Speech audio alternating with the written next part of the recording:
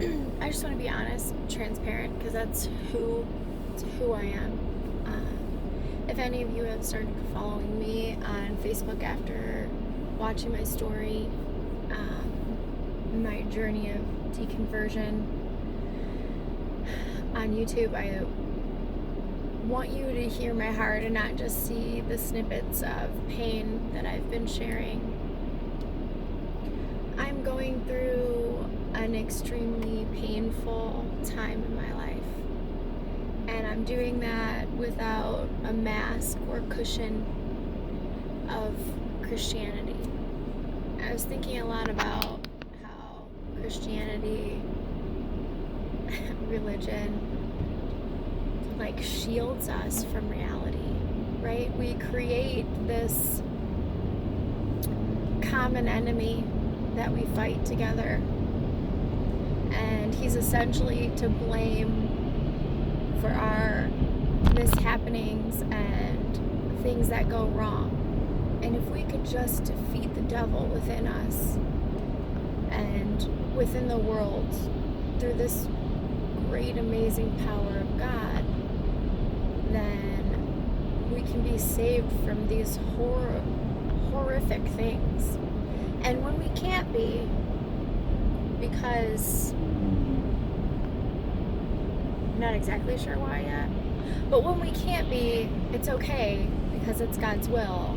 These are ways that we learn, right? And so we find comfort in knowing that God is in control and that we're all fighting our common enemy together, serving our God and our army.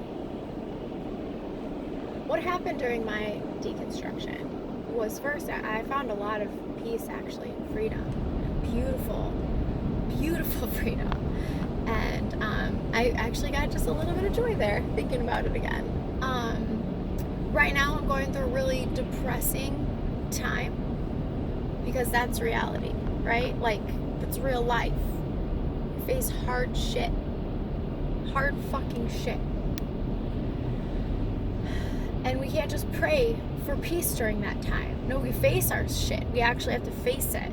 There's no God barrier to the hard shit, to the grief, to people dying, to people going through extreme pain, watching suffering. There's no God band-aid for it. There is no bubble. Not once you leave faith. So, just talking about it makes me feel like I can, like, find that inner strength somewhere. Like, it is in there. Fucking is. I'm a courageous, badass woman that has fought through a lot of shit. Really hope I can find it this time too. But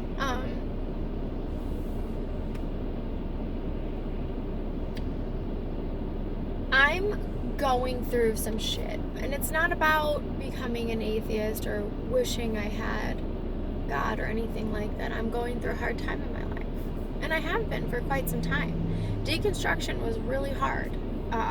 That 7 years was tough, and I had gone through a divorce. I'm still reconciling with a lot of pain from a long amount of time. Not only am I deconstructing and then understanding for the first time my family of origin as it is, and not through this God lens, the mental illness that's there.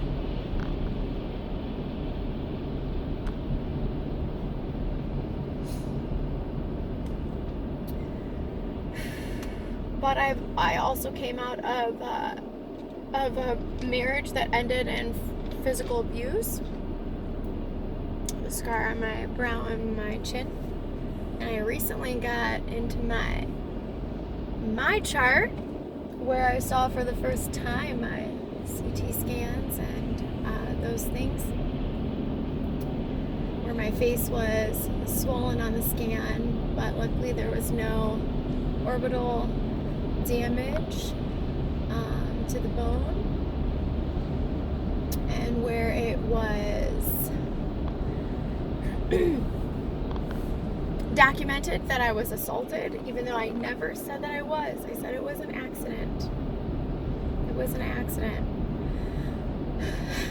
It was clear I was assaulted. I was bawling my eyes out. I was fielding text messages of my husband telling me he wanted to divorce me for coming to the hospital, for embarrassing him like this.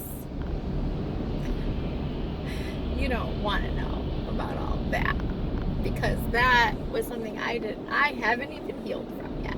I haven't even bitten that one off in therapy yet. No. Can't even go there. Just kind of, because I only have to deal with him when dealing with my kids. So I haven't even been able to process that yet.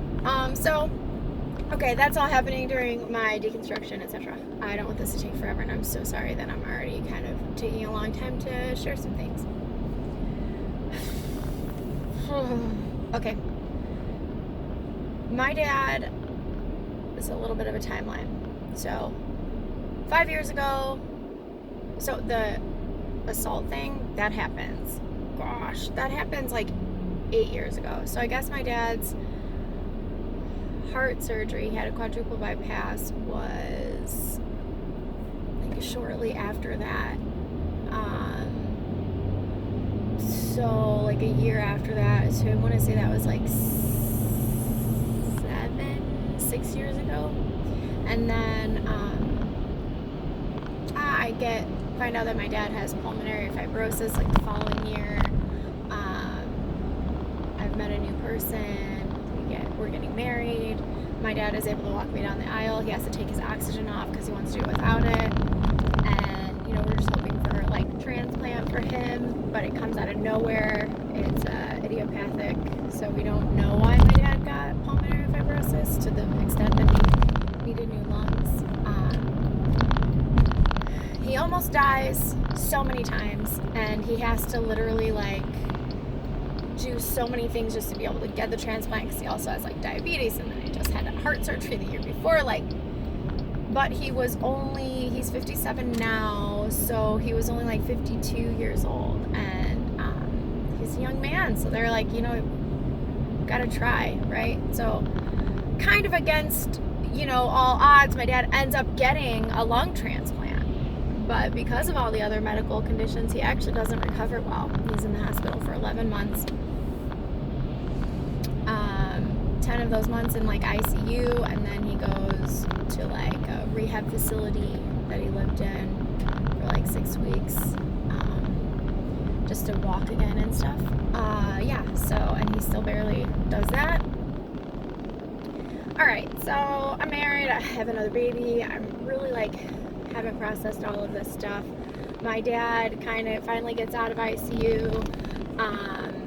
So right after I have my daughter, my sister has her daughter. She's born with tons of heart complications. This is my baby sister. So I'm having my last child, and she's having her first. And would also like to point out again, there's a lot of mental illness in my family, and I think we're kind of aware of what that was, because for so long, you're not mentally ill, that the devil's just attacking you, right? So my dad had severe anxiety, severe, live inside your house and don't ever leave anxiety for periods of time. He would have to work through being able to drive the car across railroad tracks, and riding his bike down the block, and coming back home and practicing all of these leave your house kind of things, all while we were evangelical Christians. And my mother had severe, and still has severe, depression. Never got any type of diagnosis or help for it. Very neglectful of us as children. I was the oldest. I took on a lot as a kid for my 3 younger siblings. I had to grow up way too fast, and also be a support person for my dad, who was suffering from a severe anxiety, and then all the medical complications. And we even lived with my grandma for a period of time. She was blind, and she took care of me a lot. And then when she passed away when I was around 11, it was basically I had no mom, and I had to take care of everything after that. And my mom was so depressed. And then she had another child, my baby sister Victoria, who had her daughter when I had my last child. So we're back there again. So dad's out of the hospital. He's not out of the woods really. He's really struggling to like recover and like walk again, all those things. And then, you know, we're kind of thinking like any illness could take him out. So he's like not doing well. So my sister has her daughter, and my baby's only about 7 months old at this time. And the baby is born with a severe heart problem. She has a thing called heterotaxy syndrome. So her heart, dextrocardia, it's like mirrored, but then also was like all open in the center. So she needed major heart surgery right away. There were a lot of complications with that. And remember, I grew up in a household with a lot of neglect. So my mom's trying to take care of my dad, who needs a lot of medical help. So there's like a lot of neglect again. And now we're bringing this baby home from the hospital. Well, my sister and my parents are bringing this baby home from the hospital who needs around-the-clock medical care. She has feeding intolerance, a tube feed, needs medicines around the clock. She's a lot of work, and my sister is just out of it. Bipolar, definitely has PTSD from all of this. She actually ends up developing multiple sclerosis during this time. Like, the medical neglect is through the roof. A couple months into this baby being born, I'm taking her home from the hospital because of CPS calls, because of medications not being in her system whenever my sister had to take her to the ER because she was facing respiratory failure. So there's like all of this shit going on. I have 3 kids of my own, but I'm the oldest, and I gotta do what I gotta do. And I'm very connected to my niece, and so we bring her home. She has to go back because she's turning blue on me. She needed another heart surgery pretty quickly after that, and then she goes back with my sister. A year of that before, with like all kinds of CPS involvement. And finally, I'm just like, what the heck are we doing? Like, why is CPS not protecting this baby? She keeps getting all these infections, going back to the hospital. Like, she's not being taken care of. She's being like left at the hospital. Mom's really barely ever at bedside. I'm like freaking out because she spent the first like 14 months of her life, she was in the hospital for, I want to say like eight months of that was hospital stays. And I was up there a lot during those times. Sometimes I would get cut off by my sister, who was feeling like I was stepping on her toes, but this child was not being cared for, and I was dying inside because as a child who was neglected myself without medical problems, I was reliving my childhood in the worst fucking way possible. And again, at this point I'm deconstructed, but I still haven't put my finger on like all the mental illness in my family, and I'm just trying to stay above water and survive my own deconstruction process and my family's health that's wavering with my dad and my niece and my own kids,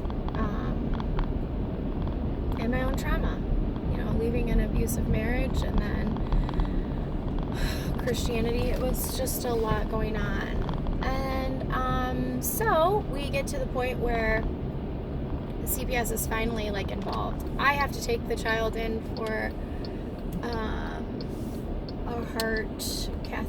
a cardiac cath to check her heart, and this has already been postponed multiple times because my sister's pregnant again, and so she's about to have this other baby, and she's just really not taking care of my niece at that time very well. Honestly, if you ask me, not at all. At one point she was like 18 pounds, and when she was only like 6 months old, and then like now she's 14 months old and she's dropped down to 15 pounds. I weigh her at my house and I'm like shocked because I can feel her spine and I can tell she's not being fed, and she just looks sick. She's weak. She can't sit up on her own, but she used to sit up on her own. Like, I can tell there's like some serious neglect happening. And of course my parents are hiding all of this. They always say like, she's doing fine, she's doing better, because they don't want CPS to take this child, but this child is going to die. It's gonna die. And I just felt like so strongly like, why are we okay with this? Like, my parents were so afraid of what was going to happen to my sister if they took her child away, and I was like, but what's going to happen to the child? Like, why?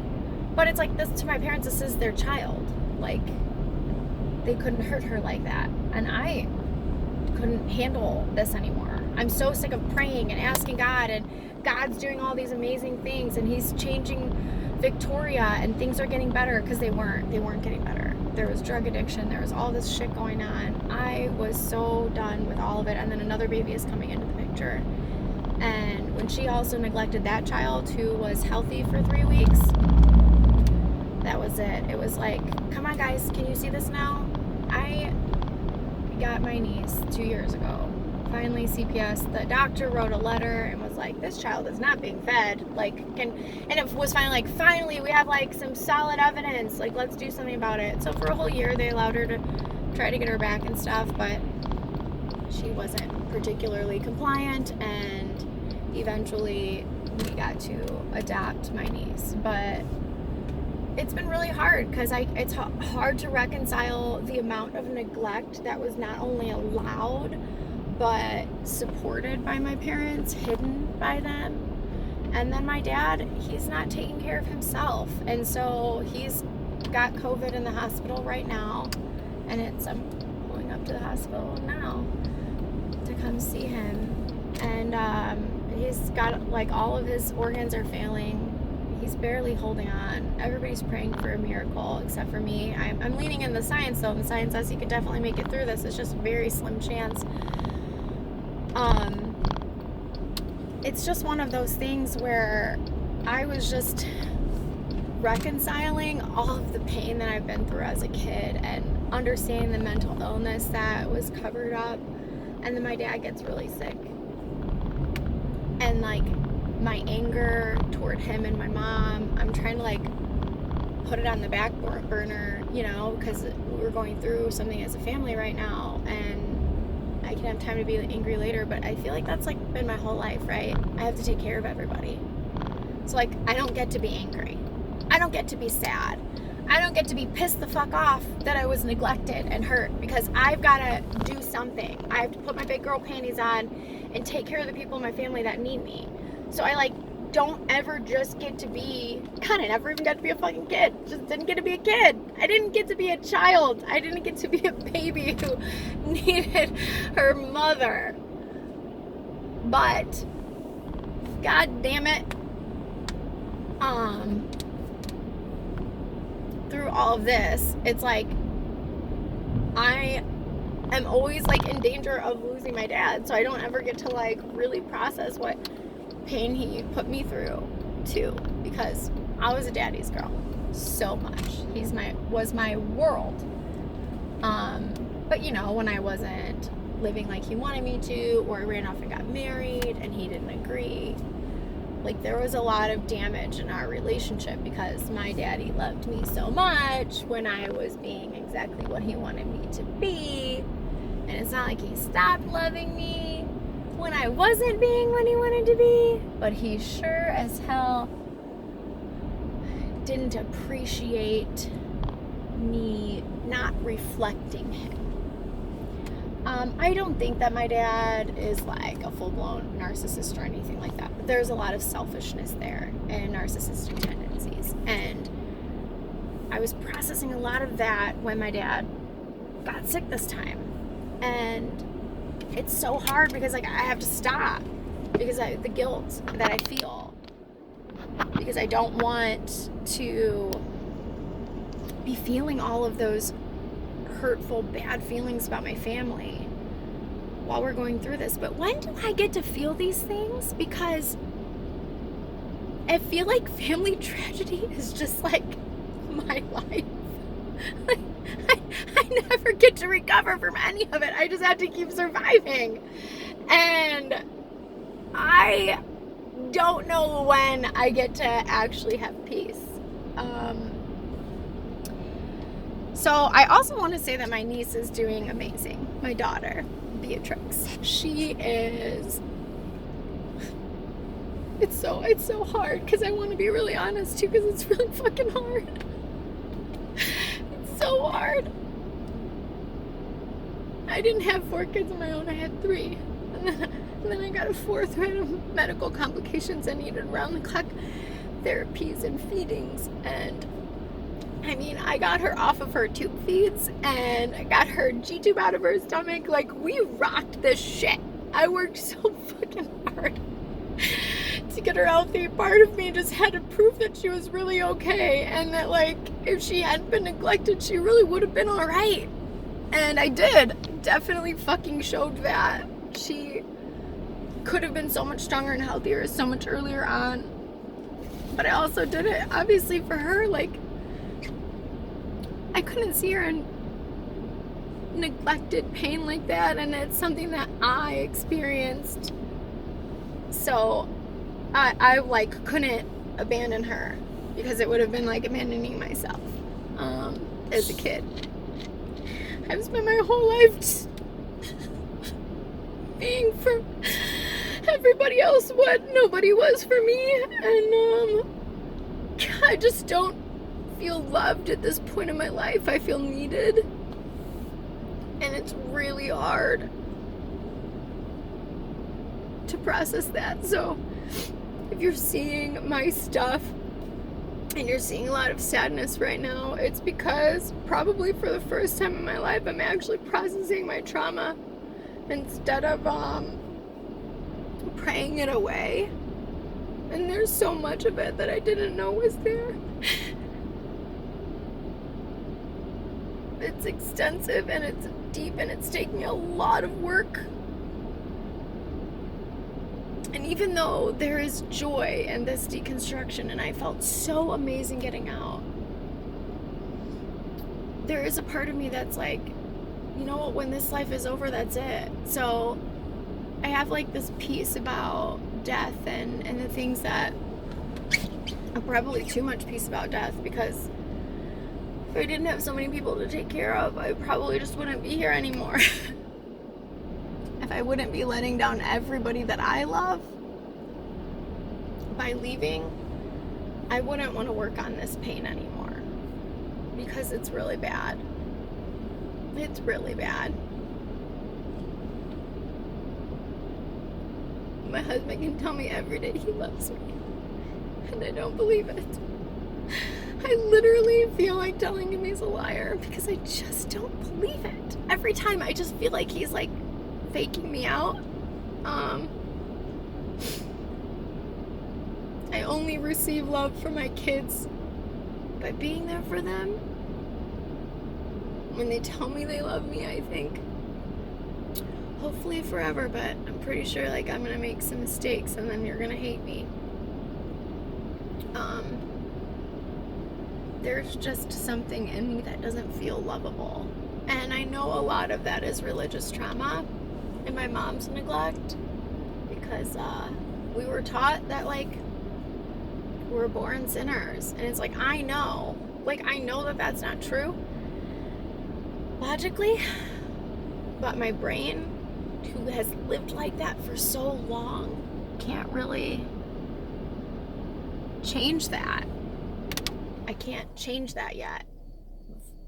I can't. I'm trying so hard.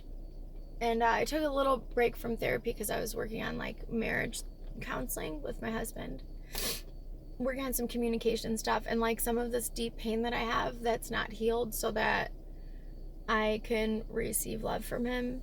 And that's been super hard. I just feel like such a failure all the time. I can't get anything right.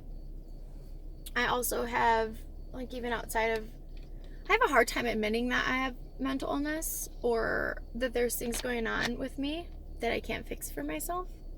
There's a little bit of ableism in there for sure. And it comes from like not wanting to make excuses, because my mom like has an excuse for everything that has ever happened, and the whole blaming the devil thing, like I just can't. Like I fucking can't.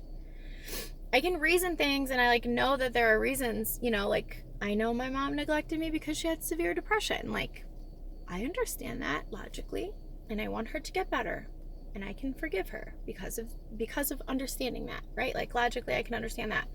But for me myself, I'm not allowed to have depression, and I'm not allowed to have anxiety. I'm not allowed to have the things that my parents had. I can see myself on the screen right now. So I just kind of caught a glimpse of my own eyes there and thought, like, why am I not allowed to? I don't know. I just won't let myself because I don't want to be like them. I want to be stronger than that. I have been stronger than that. I don't want to give into it. I don't want to quit. Last 2 days, all I could think about was quitting. I'm just being done. I'm just so tired. I'm so tired of fighting this fight against damaging belief systems and watching my family suffer. And I'm so scared that I'm gonna fuck up my kids. I'm not afraid that I got it wrong leaving faith. No, nothing feels more like sure to me than that. Now that I'm out of it all and I can really see the damage that was done, I am so much more sure about leaving faith than I have ever been. But I'm afraid, like, I can't fix the mental illness and I'm going to pass those things on. One of my children ended up having to get a psych eval at the ER not that long ago for suicidal ideation. So, you know, fucking apple doesn't fall far from the tree, right? God, I used to struggle with self-harm earlier on, and it's still tough. I hadn't done that for like a decade. The pain was just so bad this week, though. And I couldn't escape it, you know. And I'm too much of a coward to take my own life. Every time I hear my daughter Ivy's voice, I can't do it, you know. I can't leave her like that. But then the logic comes in and I think, like,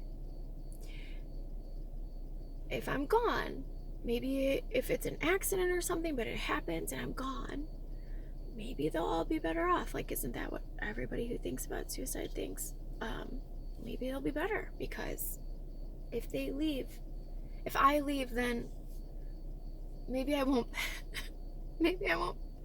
pass my mental pain onto them. Right now, all I want to do is I want to protect them from everything. I want to keep them from my family, because every time I have to talk to them through this family tragedy, I've had to open the doors of communication again, and I am not okay. I can't talk to my family on a consistent basis. It, like, just fucks me up really bad. The firmer my boundaries are and the more distance I keep, the healthier I am. I don't know how to protect them from it, though, you know? I don't know how, and I just feel like I'm failing all the time. And I feel like the more that I fail and the more I try to heal the things and, like, bring them up to resolve them, the more, like, sick I am at the time, and I don't want them to see all that. I don't really know how to heal without it being so obvious that I'm in a lot of pain. Like, I don't know how to deal with the pain.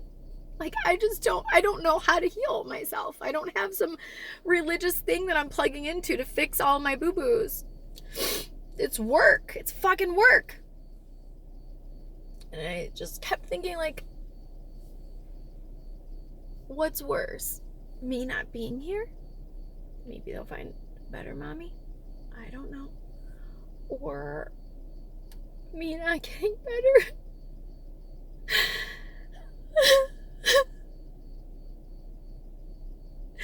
And if I don't get better and I pass it all on, if I were my parents right now watching my children just fall apart, my daughter lose her kids, my other daughter going in and out of rehab and killing herself through that. She hasn't killed herself, but she's sober right now, and I hope she stays sober. And my brother he's going through some shit. I'm not gonna share any of that, but if I have to watch my kids go through what my parents are watching us go through, I don't want to live for that, you know? And I'm scared. I'm like really scared that I'm fucking it all up. I'm very scared. I can't protect my youngest daughter, my niece that I adopted, from the trauma that she already experienced, even though I tried so hard. I'm trying to help her recover. I can't change what happened to her. I can't change that she was left crying and screaming alone and not fed and not taken care of and poked and surgeried and all the things that she went through. I can't change any of it.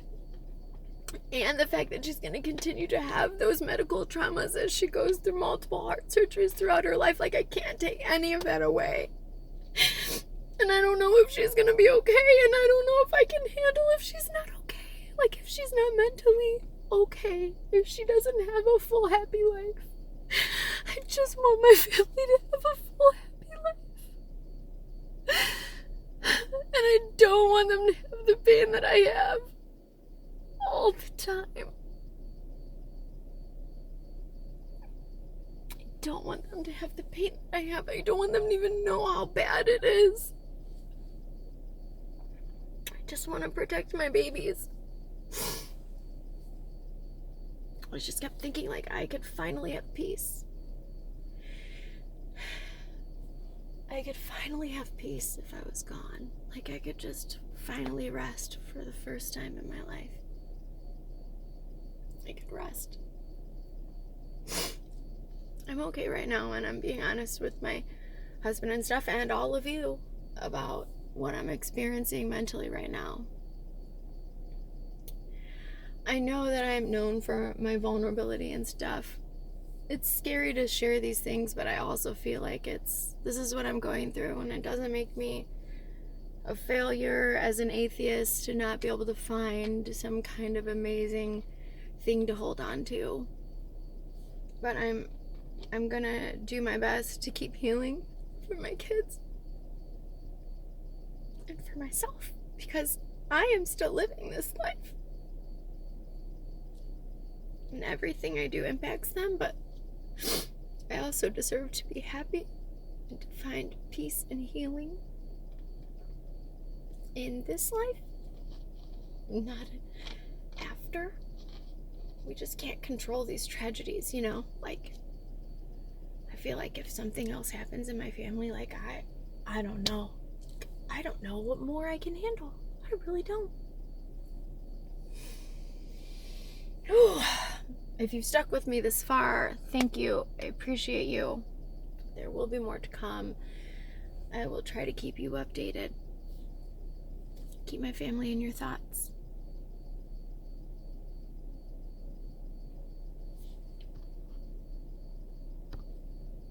I'm still here.